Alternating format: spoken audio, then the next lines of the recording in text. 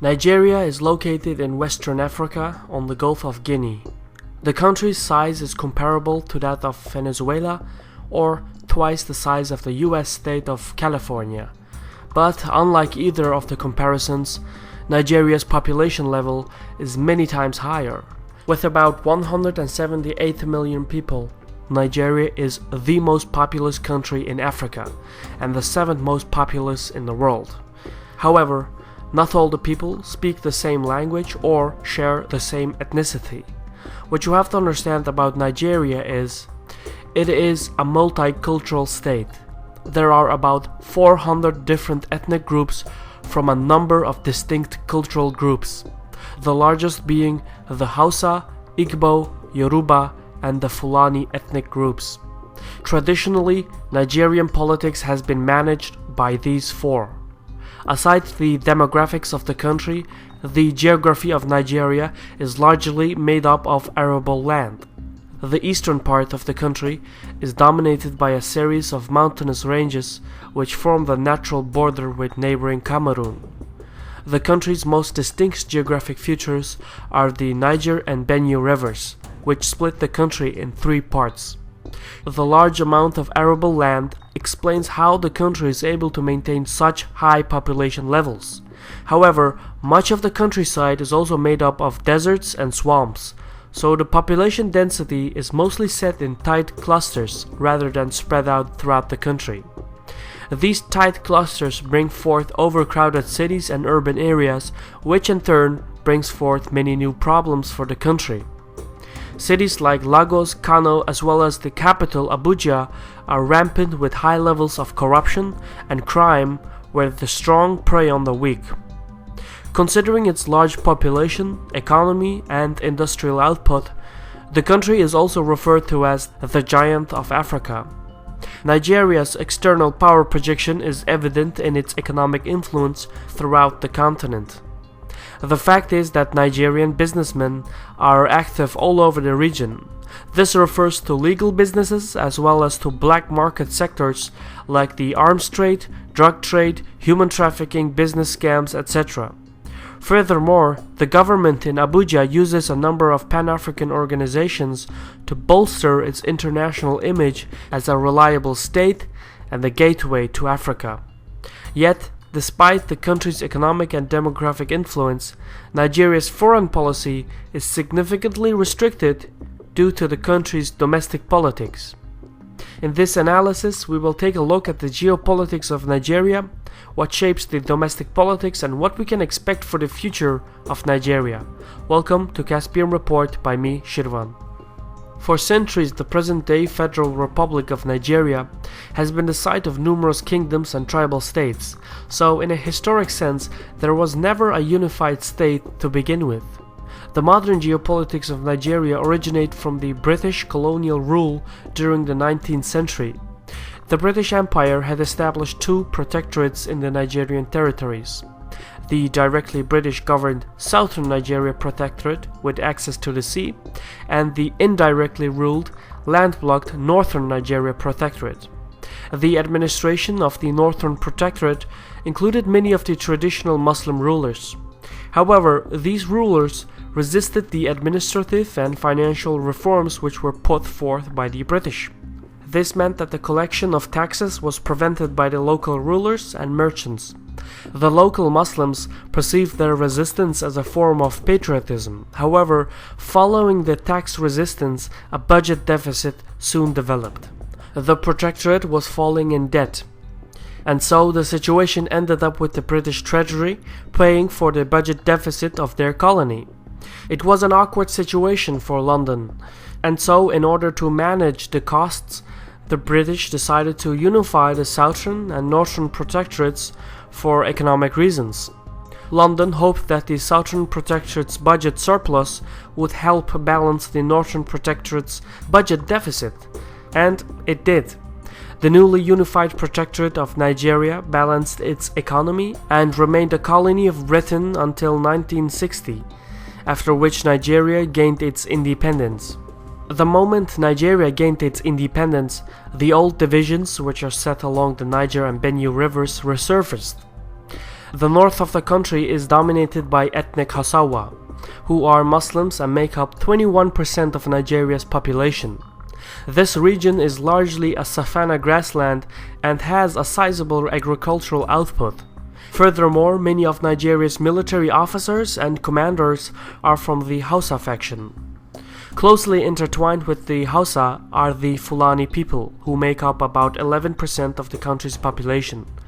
A significant portion of the Fulani people are nomadic, but much like the Hausa, the Fulani are adherents to Islam. The umbrella term Hausa Fulani is used to describe the country's largest faction.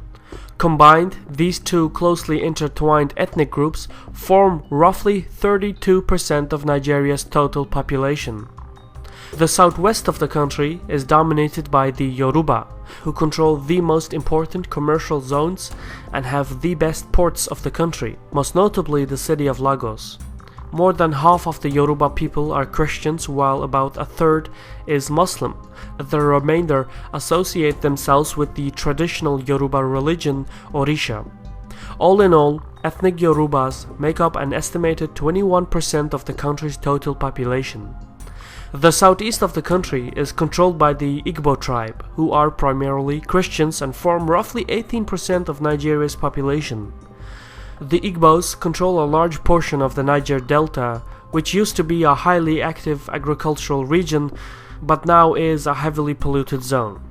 This is also where most of the sweet crude oil and natural gas of Nigeria is located. Basically, you can think of Nigeria as a disorderly version of India. The decades following independence, these factions challenged each other in their respective attempts to overthrow the status quo and establish themselves as the dominant faction. The tensions between the factions reached their peak when the Igbos, with their oil revenues, tried to separate from the country in 1967. Initially, the Igbos had anticipated the support of the Yoruba in a war against the Hausa Fulani. However, what they got instead was a Hausa Fulani-Yoruba alliance against the Igbo. This civil war lasted for 3 years and cost the lives of somewhere between 1 and 3 million people. Most of them had starved to death.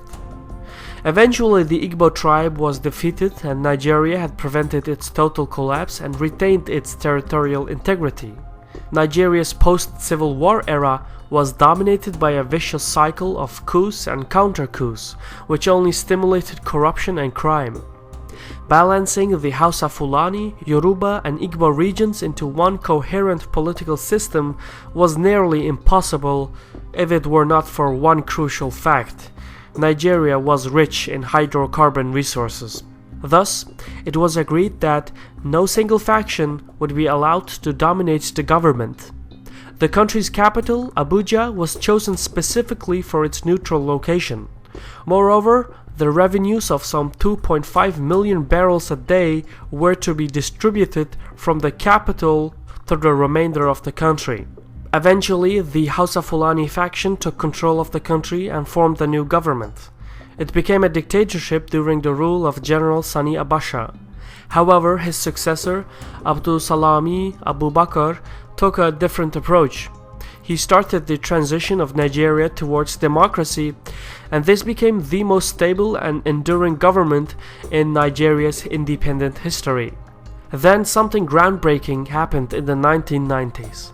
Despite the fact that the oil pipelines go right through the Niger Delta, the local people received only a very small portion of the oil revenues.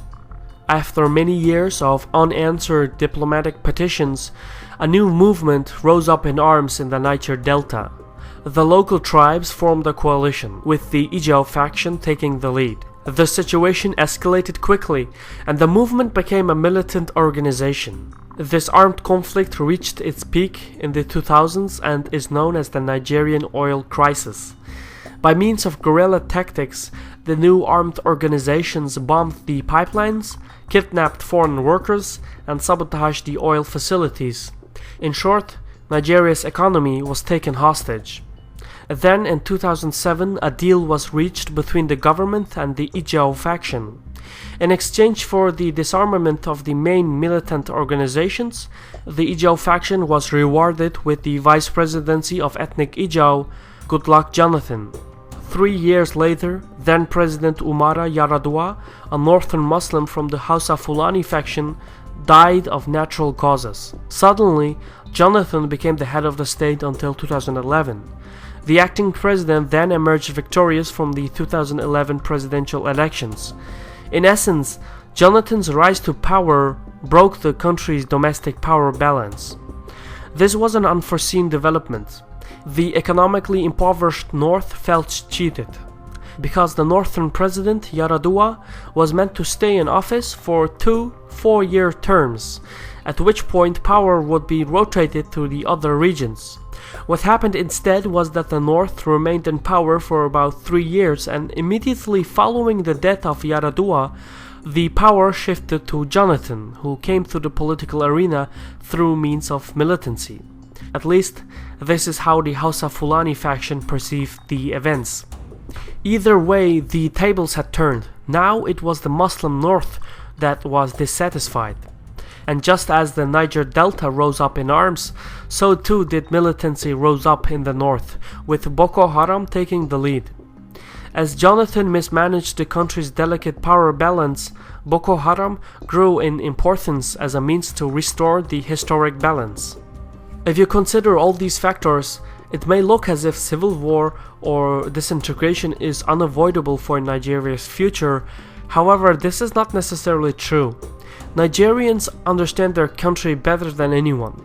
In the 2015 presidential elections, both the public as well as the leading politicians strongly emphasized on reconciliation and from there de-escalated the situation. Then in the same elections, Goodluck Jonathan lost and stepped down, making way for Muhammadu Buhari, a president-elect from the northern faction. In essence, the old system of power rotation was restored. So even though Nigeria will remain a highly fragmented nation, the likelihood of descending into civil war is unlikely due to the fact that none of the country's political forces are interested in disrupting the fragile power balance. Nigeria's short-term policy is to stabilize the political landscape and to halt the militant threat posed by Boko Haram and the Niger Delta groups. The mid-term policy is to reduce the economic gap between the north and the south. By doing so, the government will reduce ethnic tensions. Subsequently, this is also Nigeria's long-term policy, managing the ethnic divisions through the distribution of energy revenues.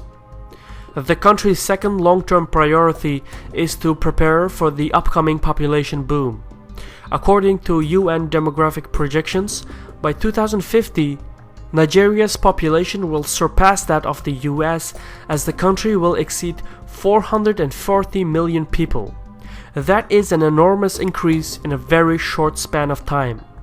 If the above-mentioned points are not solved before the upcoming population boom, Nigeria will face a humanitarian catastrophe, and given its already fragile balance, such a catastrophe could tip the scales and set the stage for the total collapse of the Federal Republic of Nigeria.